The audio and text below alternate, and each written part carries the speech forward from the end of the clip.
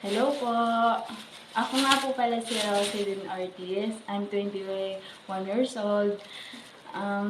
Sana po tanggap po ako sa scholarship. Kasi po, gusto ko po magka-scholarship. Kasi yung ate ko na lang po nagpapaaral sa akin. Hindi ko nga po alam kasi ganito na lang po yung damit ko. Tapos yung ate ko po yung nagpapaaral sa akin. Siya po yung nagtataguyod sa akin para makapagtapos ako ng pag-aaral. Sana po matanggap niyo po ako sa makakuha ko ng scholarship para hindi na po siya magtrabaho kasi po yung trabaho niya po ay isa po siyang hostess. Kasi po, hindi ka ba? Para nga matanggap tayo sa scholarship eh. Isa po siyang hostess kasi kada gabi po umalis po siya dito sa aming bahay para po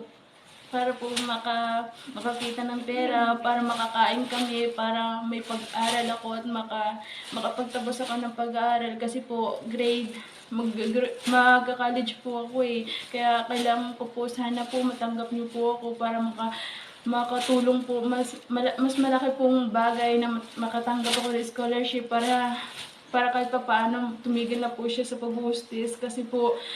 Hoy, ano ba yung pinagsasabi mo, ha? Uy, ano ka ba? Scholarship to, para matanggap tayo. Romeo, Hostess ka naman talaga eh. ginawa mo Hostess po siya kasi para nga po, kasi po ginagawa niya po yung para sa amin, para sa mga magulang ko po, para makatulong po siya. Yun po yung ginagawa niya, yun po yung trabaho niya. Sana po matanggap niyo po ako. Maraming thank you po.